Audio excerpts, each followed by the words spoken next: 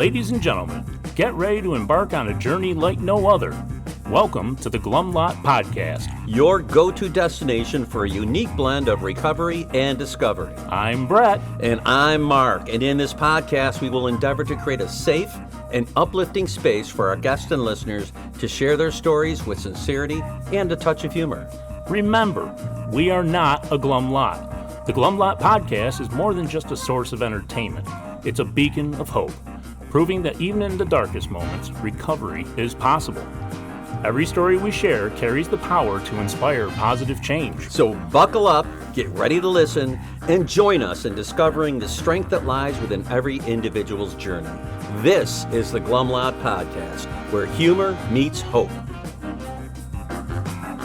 Brett, this is episode number 4. Man, I still can't get over how groovy that music Number is. 4. It's a groove, isn't it? I could just You know what sit really back. makes it? It's the flute.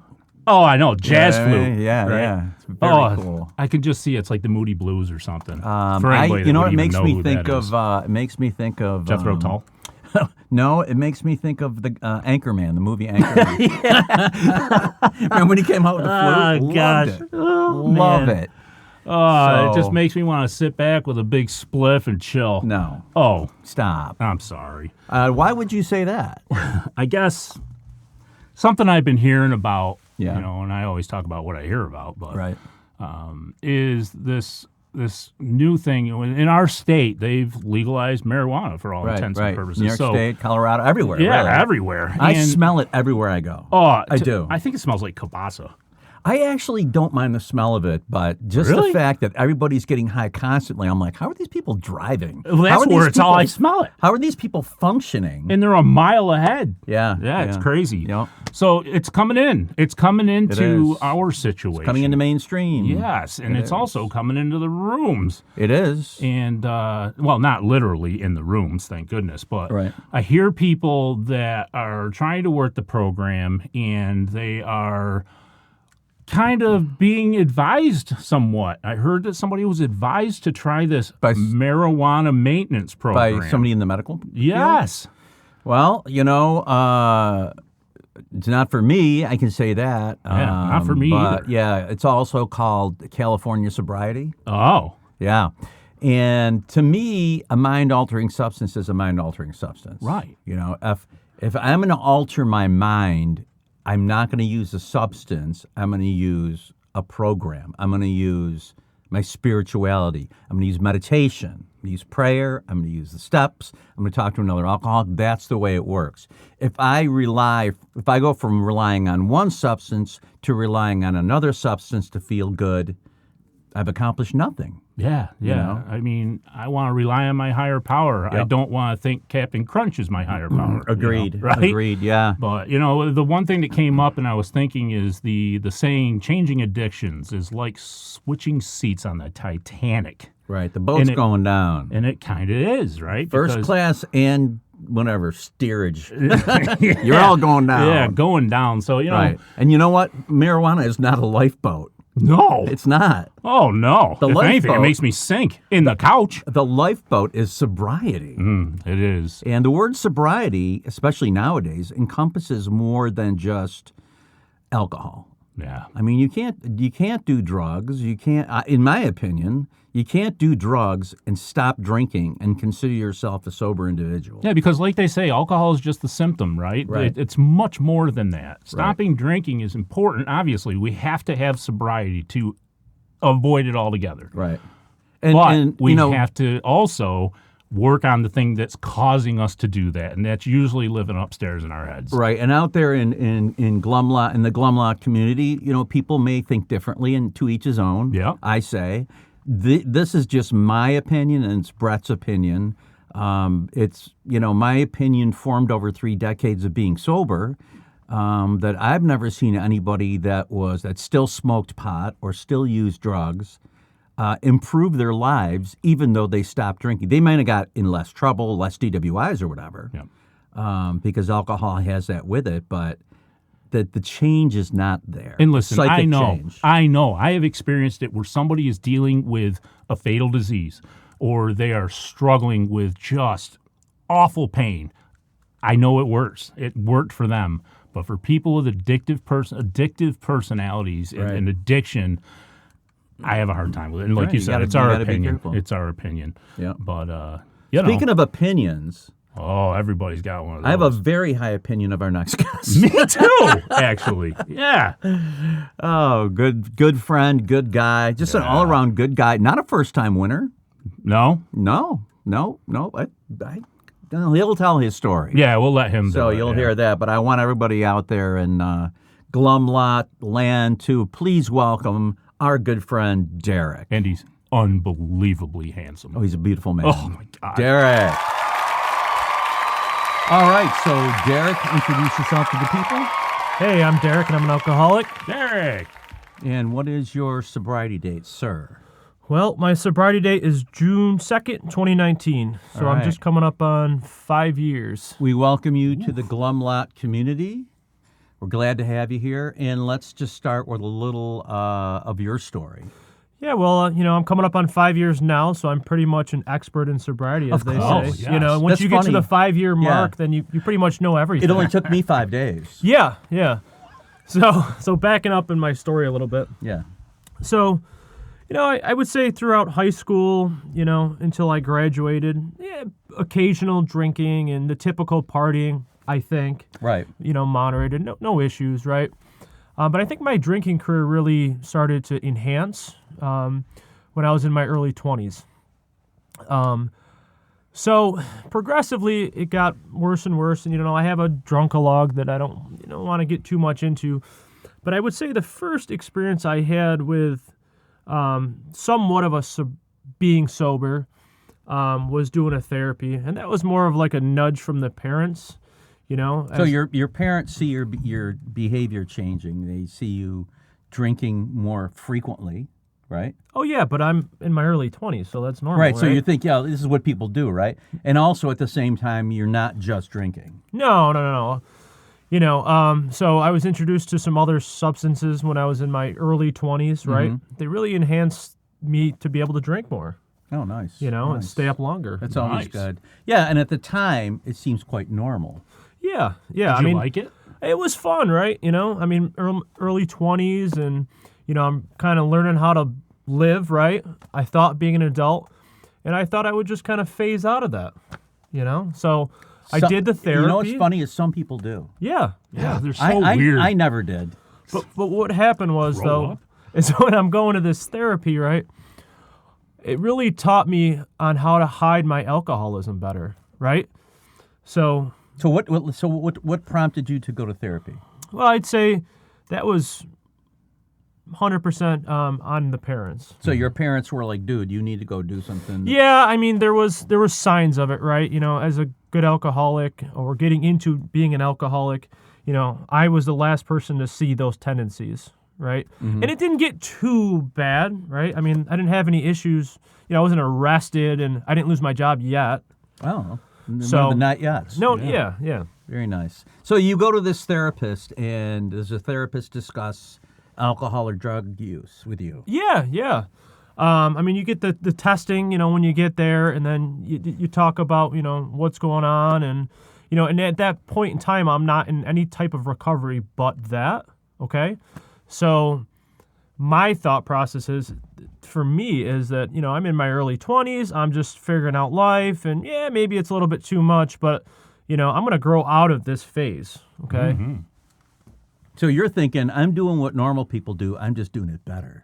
Yeah, or I'm just getting caught with it. Okay. So my mom, maybe I just need to move out, right? that might fix the problem, right? Yes, the geographical fix. Yeah, or kind of like upgrade, maybe I shouldn't drink alcohol or drink liquor, right? Maybe I should be doing wine, whatever the case is, right? Right.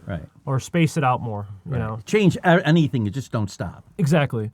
So fast forward, so that happens, right? And it kind of fizzles out because I fly under the radar. I start doing better, right?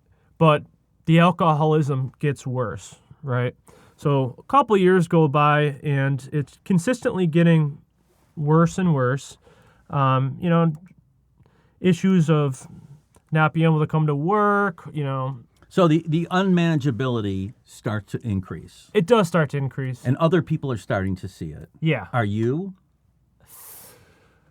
I would say I am, but the acceptance of me being anywhere where I can't control myself, being an alcoholic, no way. So the denial is 100% Yeah. denial. still there. For sure. Okay, so other people are noticing it's progressing.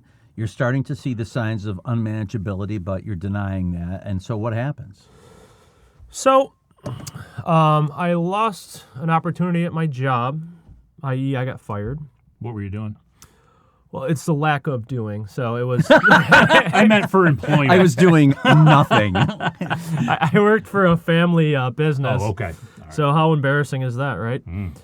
So basically, your father fired you. Well, no, that was the good thing. No, he didn't fire me. He had somebody else do Yes. it. He hired somebody to fire right. you. That was an awkward dinner conversation. You know what I mean? How was work today, Derek? Good, I got fired. Yeah, I don't want to talk From about your that. company. I think I'm moving out again. Yeah. So, anyways, so I start to see that there's an issue. Get another job, and I think I started to dabble a little bit in AA. How so? So I believe my mom kind of told me about it. So I tried it out a little bit. All right, so I'm like, my toes are in the water, okay, of AA, and I'm showing up once in a while. So your mother suggests, hey, maybe you should try AA. Yes, so And another you're saying, nudge. and so you say, I'll go. Get her Yeah, off my right. back. Yeah. Yeah. But were you going to get sober, or were you just going to appease your parents at this point? Or a little of both? I would say a little more towards the appeasal. Yeah, More but towards the but in the back of your mind, you recognize something's up. Yeah, yeah. Okay. Yeah, but I didn't want to give up the fight, right? I thought that I still had control of this. Okay. Okay. So fast forward, I straighten up kind of by grit. I'm just white knuckling it. Right. Okay. So a year goes by, I get hired back on At the family business. at the family business, Yeah. right? And then all goes downhill from there. So go back into the old habits, start going out, but I'm doing it more progressively, And I can remember one day I was leaving work, right? And I was going to the other facility that we're working at, and a left-hand turn was to go downtown to meet some friends, right? And a right-hand turn was to go to the work where I'm supposed to be going. Responsibility. The responsibility, right? Right. You're literally at a fork in the road. Yeah, literally. So I just remember, like I'm like, I know I gotta go straight, right? But it just took me left. Yeah. And as soon as I turned, I knew Yeah. that it was over, right? I couldn't control it. You know what's really weird about that? If you were to go under a lie detector before you left work, what are you going to do? You would have said, I'm 100% going to go to the other facility, and you would have tested 100% correctly that you were not lying, because you weren't, because you intended 100% to do that, and I've done it myself. I 100% intend to go home after work. And then halfway home, I start turning towards the bar, and there I am again with a drink in my hand. And I start to realize there's nothing I can do about it. I don't have a choice. I think I do, but I don't have a choice. I have to drink, Yes. And I can totally relate to that. And that's when I started to think, holy crap, I don't have a grip on this, right? So a couple more beatdowns happen. And I think where the turning point started to happen with me is kind of when I felt like I lost myself, right? I felt like I just could not contain myself at all. So I remember I'm at work one day, and this guy I work with pulls me in the back office, right? And he just sets it to me straight. But I remember this guy was a straight Mormon guy. I had no idea that he knew anything about recovery. Mm-hmm. So, Because they're so pure and clean. yeah. So he's asking me what's going on, right? And then, I'm lying a little bit. And then he tells me, he says, don't BS me. And he never swears, right? So now I know he's serious, okay? So then he pulls out this chip out of his pocket. And it was an AA chip. And I believe it was like 18 years. And he goes, hey, I just want to let you know that I love you and I know what you're going through and I think you need help. Wow. Holy shit. Yeah. So your higher power put him into your life, put him Yes. in your path. Yes. So I walked out in the parking lot of my work and I Googled rehab and I called this number. I talked to this guy on the phone, right? And he says, give me your insurance. I'll call you right back. Calls me back and says, hey, you're going to California tomorrow. Dang. And that's my first rehab. So So this guy, something clicked. He inspired you to try to help yourself. yes, he planted the seed, right? And he made me feel like there was hope. And based on what you thought of him, you would never thought in a million years, based on his status or, whatever his beliefs, that this couldn't be an alcoholic. Oh, I had no idea. Yeah. I had no idea. So that was pretty cool. So this is put in your path. You call, the insurance is good. You're headed to California. What happens? Yeah, so I remember I had one of my friends drop me off at the airport, and I think I texted my mom saying, hey, I'm going to rehab. Oh, yeah, and it's in California. Yeah. And I got an electric car. Yeah. BTW. It's on the other coast. Hey, and can you tell Dad? Because I'm too embarrassed to tell him. So I get out there. I end up doing 75 days there. Recovery is big in California, right? So we went to meetings, and that's where I was really introduced to AA. So I get out. I start coming to AA. I start working the steps of AA, and I get about a year sober, and I went back out. Let me just back you up for a second. When you're in California and you're at this 75-day rehab, what was the experience like? You get there, you don't know anything about recovery, right? Don't know anybody. And so what happens? Like when you're in there, what do you start to see things? Yeah, I'd say so. I mean, mind you, I'm on the other side of the country, right? This is like, my emotions are all over the place, right? I know I screwed up, but I did see a lot of hope when I was there. Of course, you see a lot of people that are, just in it, but, I saw a lot of people that were in it to be in it. Are you starting to see that this is a disease? And when you look back, do you say, I can see a lot of it now, how it progressed, where, the different stages that I've gone through, the hiding, the lack of manageability. Like why you're here? Any of that stuff. Does that clicking in your head at this point? I would say it did click. And I'd say a lot of guilt came at first, though. Yeah. And I put a lot of blame on myself, which kind of got in the way of recovery a little bit. But I did see a lot of the reasons why I drank. Mm-hmm. Meaning what? Well, I would say that a lot of self-sabotage, a lot of ego saying, I got this. And I think a lot of it was just not giving up the fact that I can't drink safely, right? I never really got the first step ever until close to that point. I always thought that, I could control this. But, 75 days of being in a rehab and learning everything about addiction at least taught me why I drank and why I was an alcoholic. And that was because you have alcoholism. That was. So bottom line, you've got the disease, right? So from there, I was convinced, okay, I'm an alcoholic. Gotcha. All right, what do I do now? Right? I get out, come back. Maybe I should try that AA thing again. So I try it.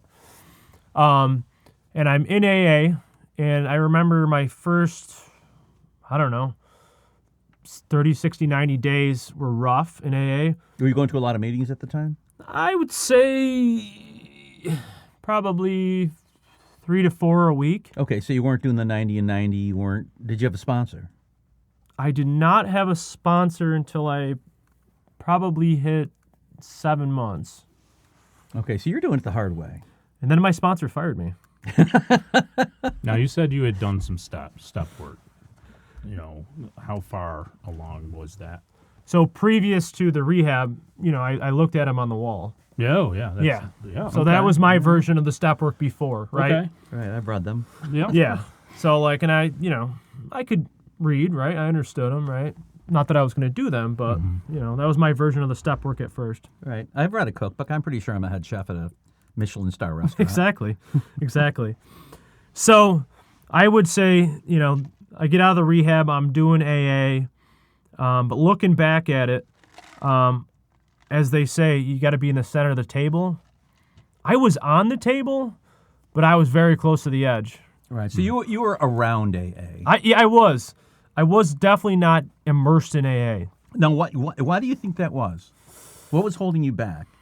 I still think, even though I've been beaten down, and I went to rehab, and I lost some stuff, I still didn't accept step one. Looking back at it, that's the only answer I have is that, I truly thought that this is a problem, but Not that bad. maybe not for me, or maybe I can get through this. Maybe I can figure it out. I understand that I have a problem, but accepting it, that's a whole nother ballgame. So basically, you're around AA. You're kind of not willing to surrender completely, right? Correct. Are you being honest at this point? Are you kind of just telling people what they want to hear and going to the meetings and figuring, I didn't drink yesterday. I was being somewhat honest, I mean, I didn't drink for a year. Yeah, well, that's, But part of the battle. But I didn't open up on any of the steps, right? Right. I didn't get vulnerable. Right, so you're half measuring it. Yeah. So at least I'm measuring, though, right? For half of it. Yeah. So I would say that recovery is more of like a white knuckle, Right. right? I was showing up, and were my motives 100% pure that I'm doing this for myself? Probably not, right? I probably felt guilt and remorse, and I felt like an obligation that I need to go to AA to appease others, right? Mm-hmm. So I think that was a lot of the driving factor for that. Mm-hmm. So there's still a little ego there. There is, Yeah, and So- I couldn't even see it. So what happened as a result of this? Yeah, I mean, there was some stuff that came up in my life, and it was a good reason to drink, right? And plus, I had a year without a drink, so I figured, and rehab, so I figured I could probably do it safely. So I remember Makes perfect sense. the first time that I picked up a drink, it was like nothing ever stopped, right? I picked up right where I left off, maybe even a little bit further, right? And from there, it was just all downhill. So things go to shit very quickly. Yep. But now you've got a head full of AA and knowledge of your problem, and you're still drinking. And a belly full of beer. And a belly full of beer. Which is the worst feeling ever, right? Yes. I tell new people now, like when you get some AA and then you go back out, there's nothing worse than that. It's all conflict. It is. Yeah. It is. So I go back out, and now I know about AA. I went to rehab, right? So now you know the truth about yourself. I do. But that's worse. Right. So in order to be in denial about that, you got to be in extra denial. Oh, yeah. You know? And it's hard. It is. The hell of drinking and the hell of not drinking. It is. And I'll tell you what, when you go back out after having some sobriety and some rehabs and all that, you just get put into this dark place, and it's tough to pull yourself back out of that. Shame. It is. I don't care how much sobriety you had in the past or all this stuff. When you go back out and you know that it's wrong, it is tough to get out of that hole. So what happened? How did you get out of the hole? So I remember I was listening to a voicemail after I went back out again, and it was from our buddy Mike. And it said something along the lines of, looking at yourself in the mirror and asking yourself, are you sick of doing this? Sick of beating your head against the wall, and you can't even look at yourself anymore? Just for the listener, Mike is a guy that's had a lot of experience in AA, and he befriended Derek. Correct. His first time around. So Correct. Derek's out now, and Mike is the guy who sent him the voicemail. Mike reached out to him. Oh, mind you, back that up. So why he reached out to me is because I was out and drinking, and I ran into Mike, who was sober, at the Dinosaur Barbecue, and I thought I could hide that I was drunk. So that was the worst experience ever. Is when you go out drinking after being sober and then running into someone in AA. That's the worst. That's a bottom right there. So that doesn't make you feel good, huh? No, it doesn't. So did you try to hide it? A little bit, but there wasn't. No mistaking what was. When you're on top of the bar, Yeah. it's hard to hide. Clothes right? are off. You had the funnel in your mouth. Exactly. So basically, Mike busts you at this bar drinking. Yeah. Yeah. Then he reaches out to you. He sends a voicemail. Yeah, but at this point too, though, is I'm kind of just sick of myself, right? I got to the point where it was kind of very depressing, and I was just like contemplating, do I want to keep doing this, right? You're in a very dark place. Yeah, dark place for sure. So I knew that I couldn't do it on my own, right? And I wanted to get sober at this point. I was just sick of it. So I made the decision to call up another rehab, and then I got myself into Tully Hill, but this time I had to pay.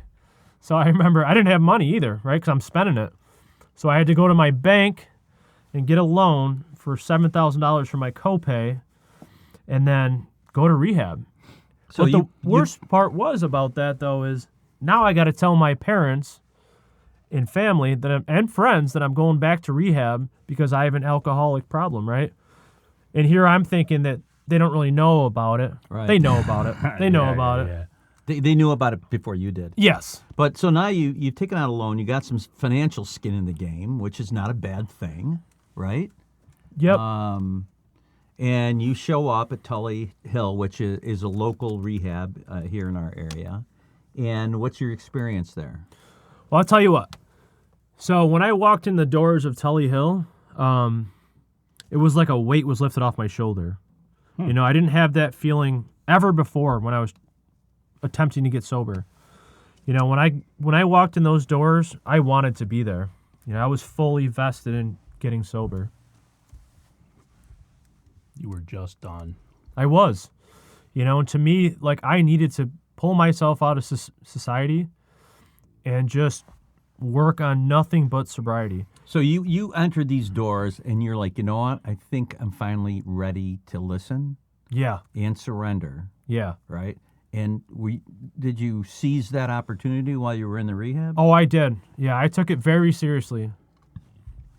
Unlike the last rehab, where I did some work and stuff, but I also did some other stuff, went around and did other stuff that wasn't sobriety and stuff. But at this rehab, I took it very seriously. They gave you homework and the big book and all this other stuff.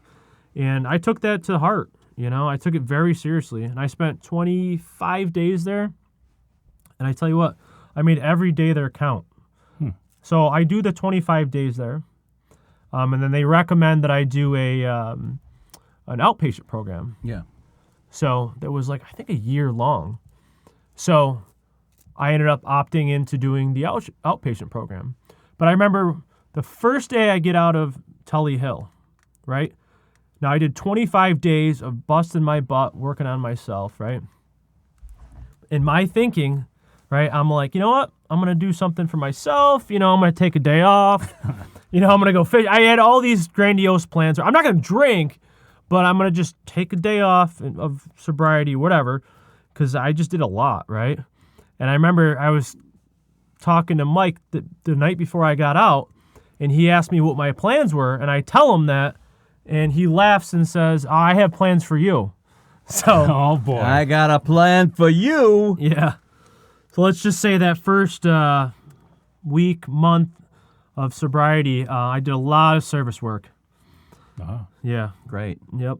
Yeah, a lot of people have trouble making that transition from walking out the door of rehab and staying sober because they aren't willing to do much. So they feel they've been, and maybe that was your experience the first time. Well, I've been through rehab. Wasn't that enough? Yeah.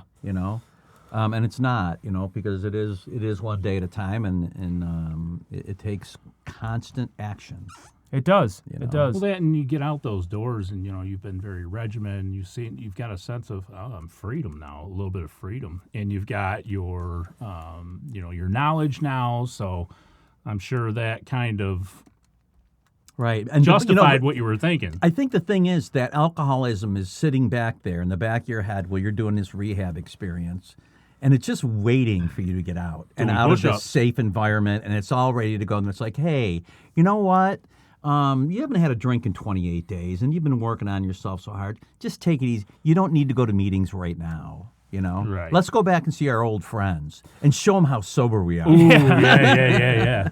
And so, it is recommended, I know, for most rehabs that you have a plan when you get out. And that plan usually involves some kind of aftercare and hopefully meetings.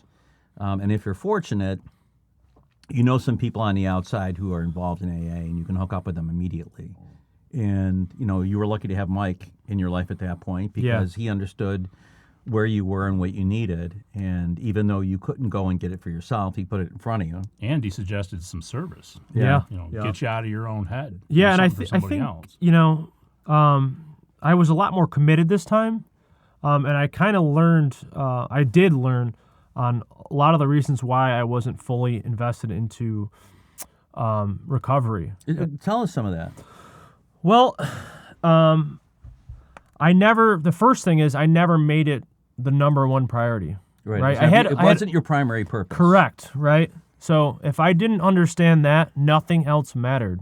Right. I never could see that if I could get sobriety, I could potentially get everything else. Right. I could do anything in the world that I wanted to besides drink. Right. But I always put that in the back burner. Right. Or not number one. Right. And every time they would bite me in the butt. Well, they say anything you put before your sobriety, you're going to lose. Yeah. And I tell you what really helped me too was the fellowship. The steps and all that, they came later on. But where I changed my thought process was not thinking, So I relied on the groups at first and the fellowship to really help me get through. Yeah, if you tap into that group think and it's a sober group, it changes the way you think. You start to think like group of drunks. Yeah. Good orderly direction. And when people pull away from that, they revert back to their old alcoholic self. And like I say, alcoholism never goes away. It's just sitting there in the background waiting for you to take it easy, waiting for you to let up. It does. And I remember my first year of recovery, I really worked on using my phone, which I never used before, okay? And it was awkward. No one wants to call another alcoholic when you got, 3 months sober, 2 months sober, because you feel like you're annoying them or you don't know what to say. I remember just calling someone and being like, I don't know what to say. Well, I think that feeling comes with your experience with the rest of the world where you don't talk about your problems. You don't reach out, Yeah. And now people are telling you that you can, and you just have a hard time believing that, right? And have a hard time getting out of your own head to allow yourself to believe that and just do it. Plus, it's hard to let somebody else know that you're not okay. Yeah. Yeah. You know what I mean? It's a real ego ding, man. That's a big part of my story is I would kind of push things down, right? My mom told me that I was never like a bad drunk, but I was a scary drunk because I didn't flip cars, get in fights, do any of that stuff, right? I would isolate, I wouldn't say anything, which is the worst for parents, right? But I remember doing the phone calls, right? And I did them for a couple weeks.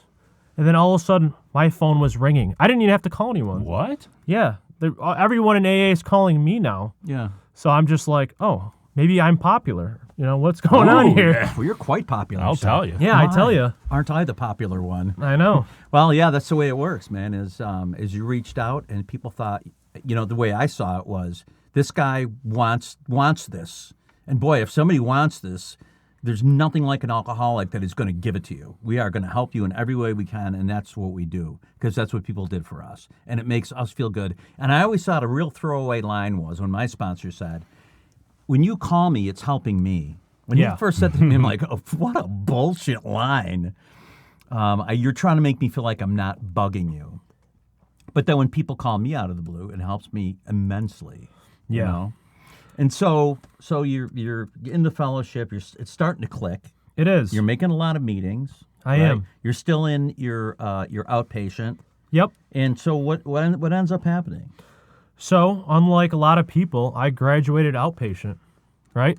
Nice. So that was a big milestone for me, because it was 3 days a week, 2 days a week, 1 day a week, kind of trickled down, but for a whole year, right? And I can remember driving out to Tully, in the middle of winter. That's the last thing I wanted to do. But so it was in group it was setting? group Yeah, in and just person. for listeners to know, we live in an area where it snows really bad in the winter, and this drive is like a 45 to an hour drive out, and then the same back.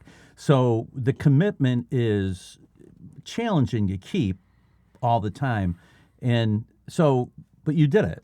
I did it, and I committed to doing 90 and 90.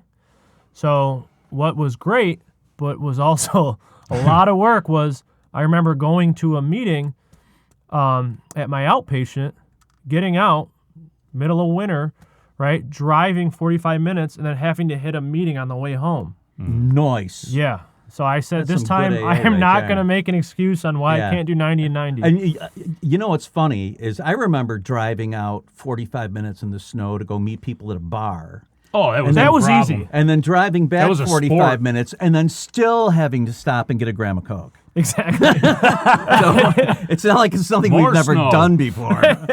But I guess, what's really nice about that story from you is that, that you made the commitment and you kept it. And that is a victory. It is. It's a victory for people like us. I mean, And it's a change. yeah.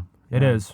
It's progress. Well, I knew, I heard this slogan, you got to stay in the middle of AA, right? And I knew that every time prior to this, I fell off because I wasn't even close to the middle, right? So I knew I had to kind of do all the pillars of AA. So I had to do service, unity, right? And I did a lot of that in the beginning of my recovery. I didn't even get into the steps probably until I had almost a year sober. What's interesting is for a lot of us, our journey, the first part of our journey is learning how to fail in AA. Yeah. And we do it. And, that's the way it is. The question is, what are we going to do with that? Are we going to learn from the failure, come back, brush ourselves off, don't do that again? For me, it was people, places, and things. Yep. And, the funny thing is that people are telling you all this shit before you do it. Yeah. They're saying, no, don't do that. And you're like, okay. And then your alcoholism's like, yeah, you can do it. And you even hear You stories haven't drank in 30 days. Yeah, You'll be fine. you even hear stories of them doing it. Yeah. Right. So, but, like most of us, we learn through pain and we learn through our own experience until we're teachable. And it usually involves a lower bottom. Yeah. And you can see through your own story the steps along the way where it got darker and darker and darker and, along the way until finally you were fortunate enough to hit a point that you had what they call the gift of desperation. And that's where the magic happens. That's where you flip it. And, you want to, all of a sudden you want to get sober and you want to do 90 and 90 and you want to keep your commitment to outpatient. And things start to change in your life and you can start to see it and people around you can start to see it. And when that happens, when you're given that gift, that's what they call the miracle. Don't leave before the miracle happens. And that's the miracle because before that, from the other end of it, looking forward, you would have never thought, that could have happened for you. No. And that's a good point, not leaving before the miracle happens. Yeah. I think because so many times, I never was fully committed enough to see the light, right? The only light I saw was when I went to AA and had a little bit of time sober. I saw people around me, right, that didn't have the feelings that I felt, right? The feelings of guilt, frustration, shame, all that stuff. So I think that's what kept me coming back. Mm-hmm. I wanted that. I just think I wasn't ready for that, right? I could hear it, and I thought I wanted it, but I wasn't ready until I was ready. Right. And you know what? I think that's pretty typical of most alcoholics when you come in because you don't know what to expect. And we were talking about this before in previous episodes about the line that I thought was another throwaway line was that your life will get better beyond your wildest dreams. When I first heard that, I thought it was complete bullshit. And I thought it was what they tell people to keep them coming back, like they're tricking them into their cult. And it wasn't until years later that my life had changed into something that, although from the outside might not have looked different except for the absence of alcohol, had completely changed because I had changed. Yeah. Because things that used to be important to me weren't, and things that I didn't think were important all of a sudden were the most important, like honesty and the fellowship and true friendships and relationships with people, relationship with a higher power, a commitment to helping others, all those things that bring us the most joy and serenity in our lives. That was what was beyond my wildest dreams. Yeah, and I think you say this line, I've heard you say it in a meeting too, Mark, and I resonate with it a lot. It's, I just want to be okay, right? Like a good alcoholic, I never felt like I was fulfilled enough, right? So I'd always chase more and more and more and more and more, right? More alcohol, more drugs, cars, whatever the case is, right? Money, all that stuff. And you realize that it never fills the void, right? And I think that's where, once you realize that, that's where the true sobriety can come in, right? And then the work begins, really. Yeah, well, So people say that you have a God-shaped hole, Yeah. And that nothing's going to fill that. That sounds then- dirty. I'm sorry. I was waiting for that. Yeah, it just sounds You dirty. can't get anything past these guys. Oh, my you know? God. Well, You just can't. I'm kind of interested because you started alluding to it and working towards it. If it was a year after you got into the step work, how did that go? Well, I thought it went pretty well. So I was working with my first sponsor. Well, this is my second sponsor now. And rest his soul, he ended up passing away from this disease. But I can tell you, though, that I took it very seriously, right? And we dove into the steps. And then life got in the way for him. And that kind of put me in a weird spot. This guy I looked up to, and I did a lot of work with, passed away from the disease,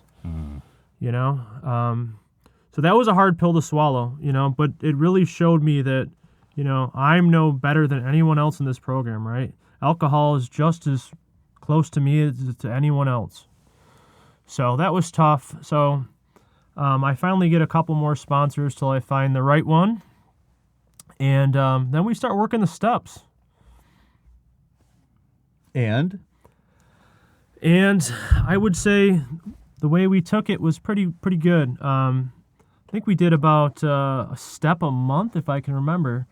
And for listeners, Mark is my sponsor now. He actually stepped up to sponsor me when I was going through that stuff. I actually asked him originally, and he said no. But now he said yes. Jeez, harsh. did I say no? You did. You said have Sean sponsor you. Oh, I was gosh. sponsoring Sean. Yes. And he had some sobriety, and I'd gone through the steps with him. And I had suggested, maybe it's time for you to sponsor somebody. So when Derek was new and he talked to me, I was like, this is a perfect opportunity. And then through his sponsorship of Derek, Sean ended up going out. Yeah. And Yep. so I ended up sponsoring Derek. Sounds like a soap opera. It does. Yeah. It does. It's crazy how things happen, right? But, the steps for me, I think were the next turning point in my sobriety, right? I'd say the first thing was the fellowship, right? That's what kept me going at first, right? It made me feel connected. But I never really got through working on myself, right? I was going to meetings. I was feeling better. I was hearing the message. I completely changed my people, places, and things. The only thing I did and the only people I hung out with besides my family was people in AA. I didn't have friends outside of AA at first, and I don't have much to this date, Yeah. Most of my friends are in AA, and I like that. Yeah, nothing wrong with that. So it was beneficial to work through the steps. It was, yeah. The steps for me were an eye-opening, right? I worked through a lot of the issues that I had, and I'm still working on them, right? We're not perfect at it, and I'd like to say that I'm working a step every day, but I'm not. I have to hear the message every day. That's probably why you keep coming back. That is why. I know. If not, my sponsor calls me. That's right, I do. Yeah. One thing I do with Derek, if he doesn't go to a meeting for a few days, I call him up, and I get his voicemail, and then I put on this fake voice and I say, Derek, this is Bill Wilson calling. We wondered if you were still a part of our fellowship or not, and Dr. my. Bob and I were wondering if you'd like to come back to a meeting. What a sickness. Yeah. Once I get those voicemails, I know I got to go back. It's been a while, geez. right? It's been like 3 days. God. Probably to help him. You're like, oh, God, my sponsor's doing his Bill Wilson invitation. He is. But I tell you what, though, thing. the beautiful thing of recovery, it just never stops, right? And, I get sober. I'm working through the steps. And life gets in the way, right? You have a couple years without a drink, and go figure. I develop anxiety. I probably had it the whole time, right? But here I am thinking, you know what? I'm sober. I'm feeling good. And then all of a sudden, a couple of years into sobriety, I have like massive anxiety. Because we have to deal with life. Yes. And it's funny how it comes later on in sobriety, right? Right. Once the smoke clears, It does. then some of our underlying issues become, very apparent, and then it's time to start working on them. Yes. You got to always work on your sobriety, right? But there's other stuff that comes with drinking and stuff. So I had to see some outside help, some counseling and stuff, and I still do. It's a never-ending thing. You know what? That's healthy. It is. And when we're in our active alcoholism, it's all that stuff is masked. It is. And then you look back on it, you're like, well, no wonder why I drank. It does. You know what I mean? I wanted to feel normal. Yeah, and know? it's a constant learning, right? We're learning how to live life sober now, right? So it's dealing with our emotions in a sober way. We have to feel them, work through them now, right? Oh, that's important. Yeah. Relationships. Don't get me going on relationships. I got to learn how to date girls now and deal with the issues with that, right?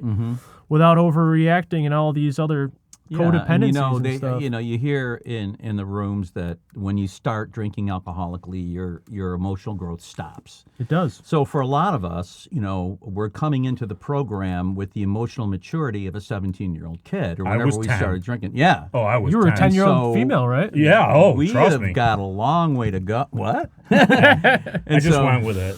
So he might be right. We got a lot of growth to do in areas other than, our sobriety. And, you can call it emotional sobriety or intellectual sobriety or whatever you want. But, a lot of us seek outside help for it, and then that's healthy. It's healthy that we want to get better. We don't want to mask it anymore. We want to live in reality.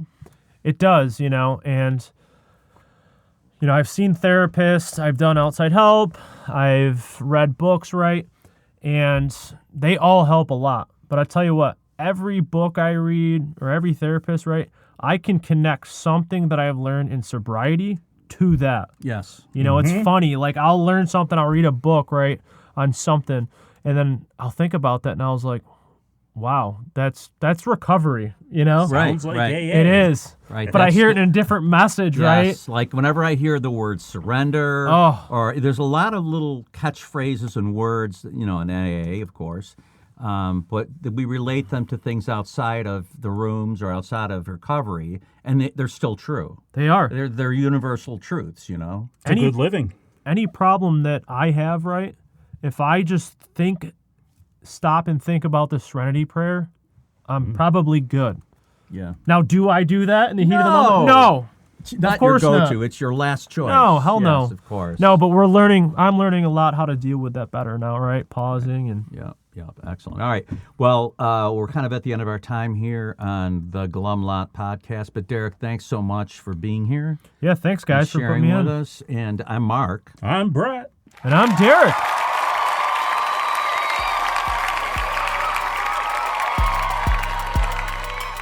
As we wrap up another episode of the Glum Lot Podcast, we want to extend our heartfelt gratitude to each and every one of you who tuned in today. Navigating the path to recovery from alcohol and other substances is a journey filled with challenges, triumphs, and self-discovery. Remember, we're not affiliated with Alcoholics Anonymous, but we're here to provide a safe space for open conversations about the complexities of recovery. Your stories, courage, and resilience inspire us and our listeners alike. If you or someone you know is on the transformative journey, know that you're not alone. Join us next time as we continue to explore the diverse facets of recovery. Until then, stay strong, stay connected, and remember that each day is a step towards a brighter, sober tomorrow. Thank you for being part of the Glum Lot community.